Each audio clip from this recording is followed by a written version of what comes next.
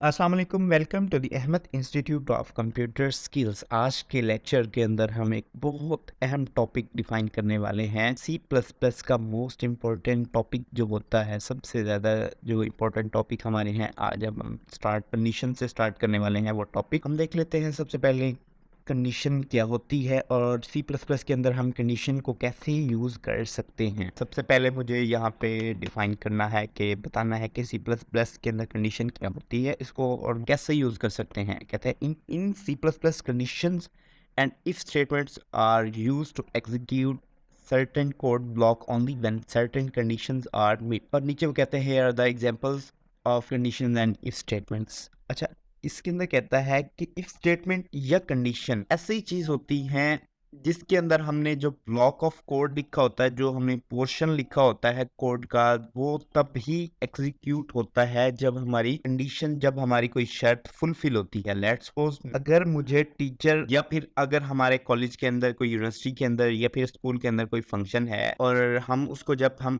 Attend करने जाते हैं तो उससे पहले हमें क्या किया जाता है, हमें ना पासिस दिए जाते हैं कि आउटसाइडर कोई भी हमारे फंक्शन के अंदर ना आ सके। तो जब हम गेट एंट्री पे जाते हैं तो वहां पे हमसे वो क्या चेक करते हैं, पास चेक करते हैं। तो हम इसको इस तरह से देख लेते हैं कि वहां पे उन्होंने गेट पे एंट्री लगा दी है कि अगर आप उनकी रिक्वायरमेंट्स, उनकी कंडीशन को फुलफिल करोगे तो आप उस फंक्शन को अटेंड कर सकते हो, आप उस पोर्शन के अंदर जा सकते हो। अदरवाइज आपको उस पोर्शन के अंदर एक्सेस नहीं मिल सकती। इसके लिए हम देखते हैं कि अगर हमारे पास पास होता है तो गेट पे जो भी क्यूआर स्कैनर होता है या कोई बंदा खड़ा होता है तो वहां पे वो पास चेक करता है। तो वो आपसे पूछता है कि पास आपका वैलिड है। तो आपके दो आंसर होते हैं, दो में से आपका एक आंसर होता है, या आप कहते हैं यस या आप कहते हैं नो। या वो आपसे पूछता है आपके पास पास है या नहीं है। अगर आपके पास पास होता है तो आप उस फंक्शन को अटेंड कर सकते हो, उस पोर्शन के अंदर जा सकते हो, उस यूनिवर्सिटी कॉलेज के अंदर एंटर हो सकते हो। अदरवाइज आप क्या करते हो, पोर्शन के अंदर, उस फंक्शन के अंदर नहीं जा सकते। जब भी मतलब आपकी कंडीशन ट्रू होती है तो आप इफ के अंदर वाला जो कोड है, जो पोर्शन है, जस्ट आप उसको तब ही एक्सेस कर सकते हो जब आपकी यहाँ पे जो कंडीशन है वो सेटिस्फाई होती है, वो फुलफिल होती है, वो ट्रू होती है, यस होती है या फिर वन होती है। जब भी हमारी कंडीशन ट्रू होगी तो क्या होगा, हम इस कोड को एक्सेस कर सकते हैं, अदरवाइज हम इस कोड को एक्सेस नहीं कर सकते।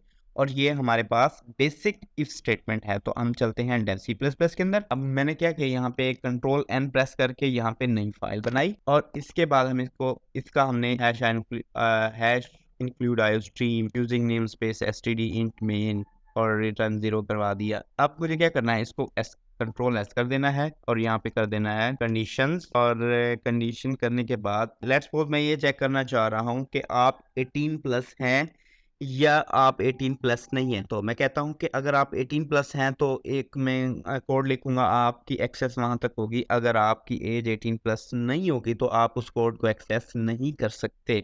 लेट्स सपोज मैं यहाँ पे कहता हूँ इंट एज इक्वल टू 19, तो ये 18 प्लस है ना। तो अब मैं यहाँ पे कर दूंगा, कंडीशन लगा दूंगा, if age is greater than 18।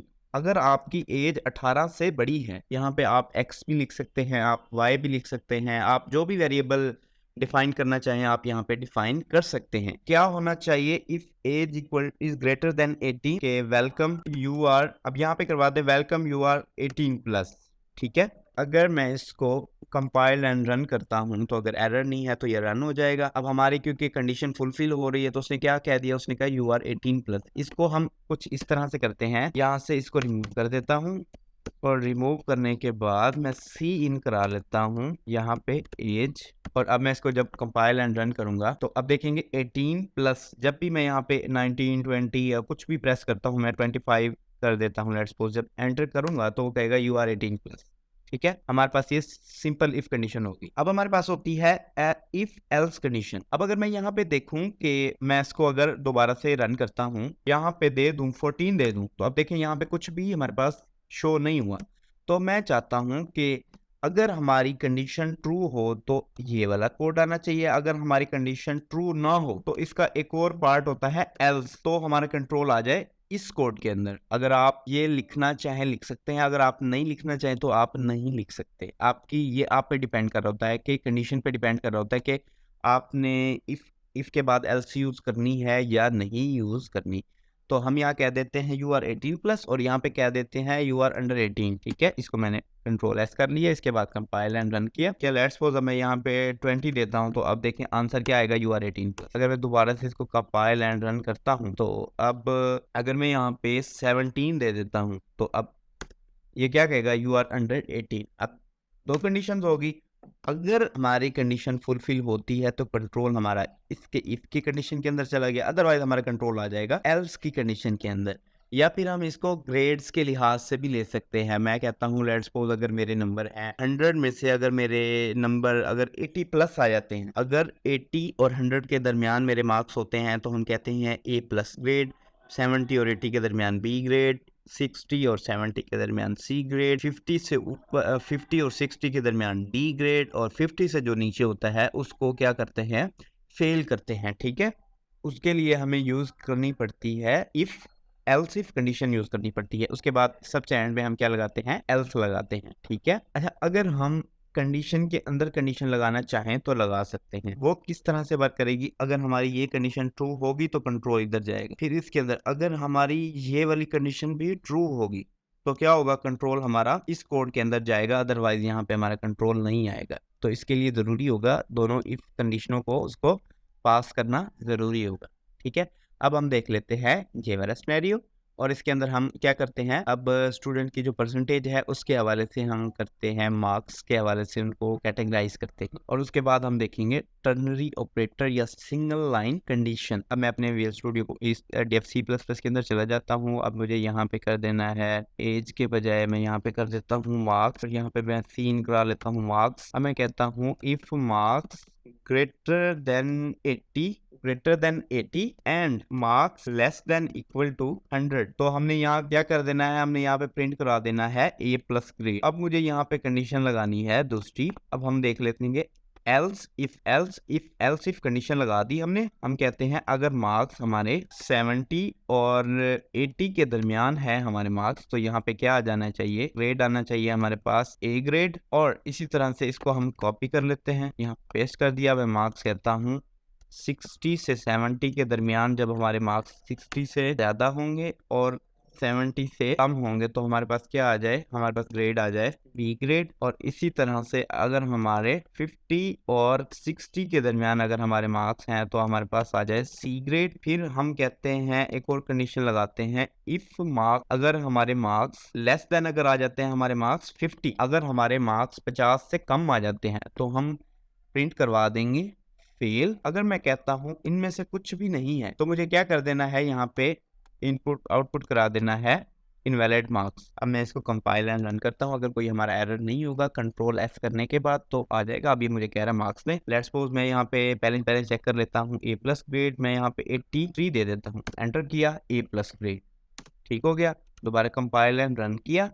अब मैं इसको 70 और 80 के दरमियान देता हूँ, 78 दे देता हूँ। जब एंटर किया वो कहता है A ग्रेड। अब मुझे क्या करना है, अब मुझे देना है 60 और 70 के दरमियान। लेट्स सपोज मैं 61 या 69 दे लेता हूँ, तो अब ये कहता है कि B ग्रेड। अब अगर मैं इसको 50 और 60 के दरमियान ग्रेड दूंगा तो 50 के दरमियान परसेंटेज दूंगा, मैं इसको कह देता हूँ जी 53 कर देता हूँ। तो अब यहाँ पे C ग्रेड बता रहा है। अगर मैं इसको 50 से बिलो वैल्यू दूंगा तो उससे क्या होगा, अब हमारे पास ये होगा कि मैं अगर इसको 49 भी देता हूँ तो उसने कहना फेल, ठीक है। अब हमने एक और कंडीशन लगाई थी इनवैलिड मार्क्स की। अगर मैं कहता हूँ मेरे मार्क्स किसी वजह से मैंने गलती से एंटर कर दिया है 1000 मार्क्स एंटर कर दिया, तो वो मुझे कह रहा है इनवैलिड मार्क्स, ठीक है। तो दोस्तों आज के लेक्चर के अंदर हमने पढ़ा हमने कंडीशन के बारे में। इंशाल्लाह अगले लेक्चर के अंदर मैं आपको स्विच स्टेटमेंट के बारे में बताऊंगा। अगर आप हमारे बाकी C++ के ट्यूटोरियल सीखना चाहते हैं कि हमने कैसे डेव C++ इंस्टॉल किया, के अलावा और C++ के क्या रिक्वायरमेंट्स होती हैं, सिंटैक्स कैसे लिखते हैं, कमेंट किस तरह से करते हैं, variable types, input output operators, string, math function कैसे यूज़ करते हैं, या फिर बूलियन क्या होती है, तो आप यहाँ से सिंपली यहाँ से जाके पढ़ सकते हैं। इसके अलावा अगर आप यूट्यूब ट्यूटोरियल देखना चाहते हैं तो मैं आपको डिस्क्रिप्शन बॉक्स के अंदर प्लेलिस्ट का लिंक भी प्रोवाइड कर दूंगा, आप सिंपली वहां से जाके लर्न कर सकते हैं। तो दोस्तों आज के लेक्चर के लिए इतना ही। अपने इस चैनल को लाइक कीजिए, सब्सक्राइब कीजिए, बर वक्त मालूमात के लिए बेल आइकन को प्रेस कीजिए।